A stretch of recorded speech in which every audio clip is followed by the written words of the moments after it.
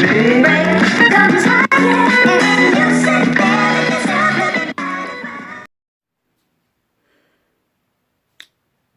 the sunglasses, they're holding on for dear life.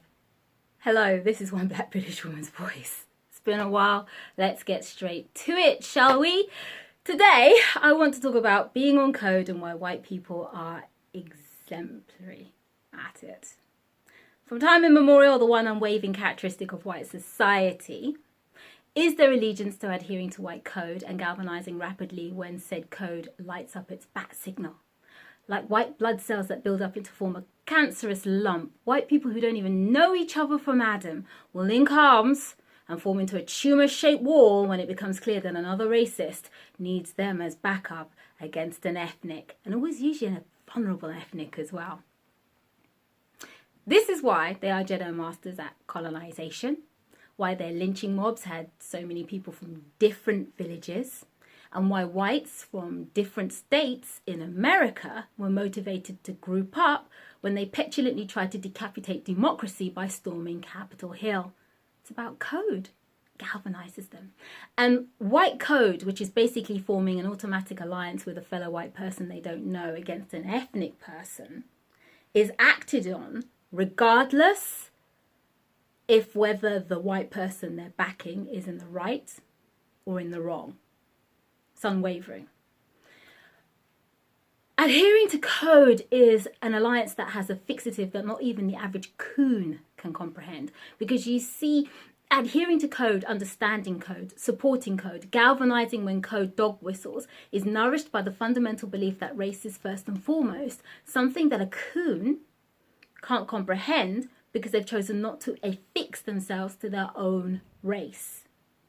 So a coon won't recognize that white code supersedes their coonery because the coon and all their ethnic stupidity genuinely thinks they're included.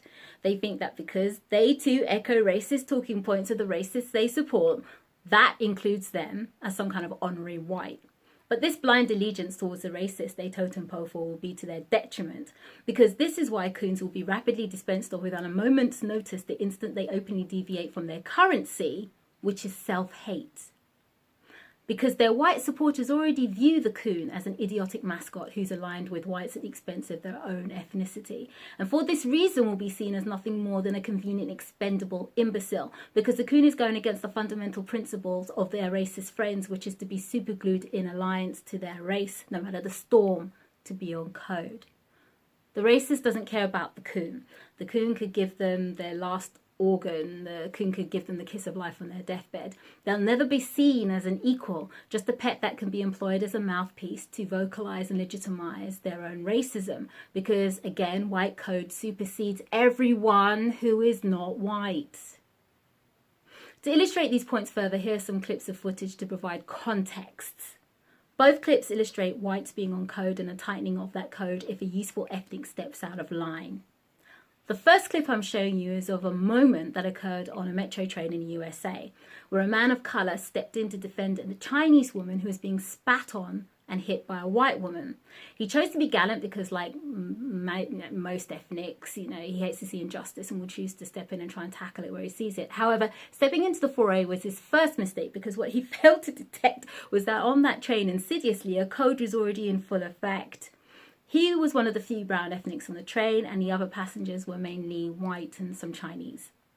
That demographic mix is something that he took for granted, but later perplexed about when, after having defended the Asian woman, he then had to defend himself from the same white woman that had begun to spat at him. But surprise, surprise, that demographic mix came to the white woman's defense. Have a look at this clip and note that what one of the white passengers says at the end of the clip when he tries to defend himself.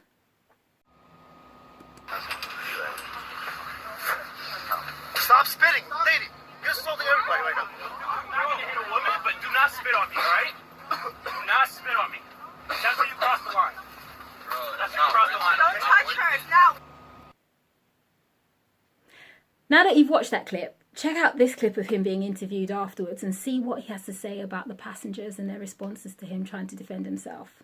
The craziest part about the whole situation is it wasn't that she called everybody a racial slur and everybody in the train was predominantly Asian. It wasn't the fact that she called me Muhammad. the craziest part, I think, was the fact that everybody then felt sorry for her when she was on the ground and tried to get me to back up off of her. You'll find that at the end of that second clip, he expresses confusion, right? He's perplexed as to why his gesture wasn't received in the way that he assumed it would be from that demographic mix of white and some Chinese. Previous to this interview, I bet when he got home, what probably dawned on him incrementally is that he as an ethic had actually had limitations. Yes, he could serve as a mouthpiece for the angry white passengers who were watching, but that white woman could karate chop him in the forehead for all they cared, as long as that ethnic didn't venture to touch her. Once he laid hands on her in order to protect himself, the white sprinted into code and admonished him, and he had clearly become self-aware of this coded treachery since the incident, but before the interview. I'll now give you another example, and this time this example comes from my own personal experience, which I had recently.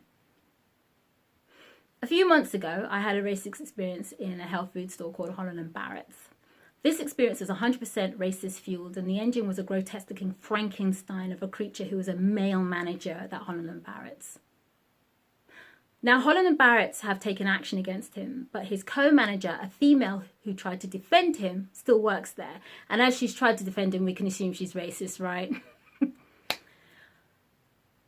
When I eventually revisited that Holland & Barrett store, lo and behold, there was the female co-manager. So I switched on my body cam, a camera I now use to document my experiences of racist microaggressions I received from staff whilst shopping as a black female, and resolved to not open my mouth whilst in the store, so as not to be provoked by this co-manager and end up hampering the recrimination the other male manager was experiencing for my complaint. Of course, this female co-manager recognised me, so to provoke me, she repeatedly and sarcastically asked me unnecessary questions, but knowing that she was being recorded, I just kept my mouth shut so she could go on and on and on, and I might have something to use against her. So I selected an item and went to the till to purchase it, to which she started to ask me more questions about a store card, so I gave her monosyllabic responses. Now, there's nothing that white people, namely white onlookers, hate more than when they perceive to be an uppity black. And this is when white people dive head first into code, because suddenly a completely random white stranger who was a customer piped up.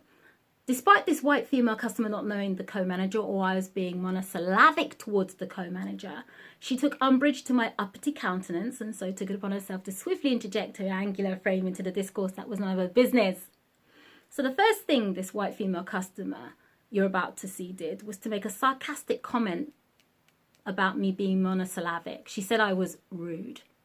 Now, please understand, I give zero expletives about explaining my actions to anyone, at least of all some Karen customer who thinks she's going to white knight it on behalf of a racist co-manager. But because I was recording, I responded to her, a mumbled comment about me being rude for the prosperity of the recording. So I turn to her and I say, I had a racist experience with one of the managers here.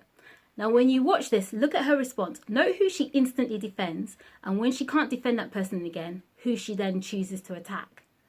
I just had a really, but I just had a really bad experience here a few months ago with one of their managers who made a comment about black people, and so I'm just like kind of thinking, I just want to get my stuff and go. You can't judge her though. She took part in it. She took part in it. So when security came, they were already aware of what he had said. Yeah. Wow. This is a classic example of whites being on code. She doesn't know why I'm being monosyllabic to his co-manager. All she knows is that she's going to come and defend this co-manager against my monosyllabic responses. The co-manager wasn't being shouted at by me, yet Karen comes from behind me and instantly wants to take me on. And yet when I turn to her and respond by telling her I had a racist experience there with one of the managers, Karen immediately defends the co-manager who I was simply being monosyllabic to by saying, you can't blame the co-manager. And when I tell her the co-manager took part too, Karen then pauses, gives her time to deflect, sees my camera and starts to attack me for that. Why? Why, Karen? Let me tell you why. Because she is as racist as the co-manager, and she was adhering to code to provide a defense for the bovine co-manager. Thank the ancestors that I had a camera on me to make sure that such an incident like this gets recorded, because the racists' greatest fear is the camera. They've seen what they can do. It put George Floyd's murderer behind bars. And listen, let me tell you, I'll do another vlog on it another time, But what ended up happening is this Karen nearly got escorted off the premises by a security guard because she actually followed me to another shop. But I'll go into the whole thing. You know, it drives them crazy when you defend yourself well and it doesn't affect you when they try to come for you. And you know, the funny thing is, I think this Karen probably works as an admin person for the local police station, because there was this pungent odor of that kind of sad old Karen type woman that is a dog's body in a police's office station. It was something about her. And if she does work for the police, even better, because we blacks know exactly what racism looked like, and she is now the face of it. Given the subject matter, there's possibility that this video might be taken down. So if it is, I'll re-upload it onto a website called Black Junction. I have a profile on Black Junction TV that still contains one of the videos that was taken down by YouTube a few years ago due to mass reporting. And it's still there because Black Junction TV is owned and run by black people. So you really should look into setting up a profile up there, because it's a good backup profile to put on anything that YouTube takes down. You can put it on there and YouTube can't touch it. And if you doubt the pain it causes racists to see this, to know that even if mass reporting, it can re-emerge somewhere else, go and look at the comments they left on my profile when I re-uploaded another video. Hi, sorry about that. It seems like my battery ran out just before the end of that vlog.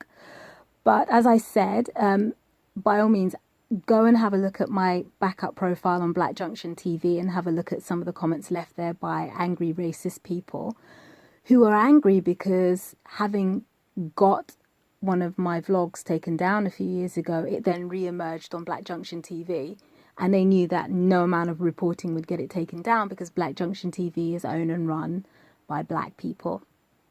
So if this vlog gets taken down, it will re-emerge there. But why not have a look anyway and have a look at some of the angry comments which have been left. Anyway, this has been fun. Leave your comments below. Share your experiences if you've had similar. And this is One Black British Woman's Voice, and I'm out. Baby,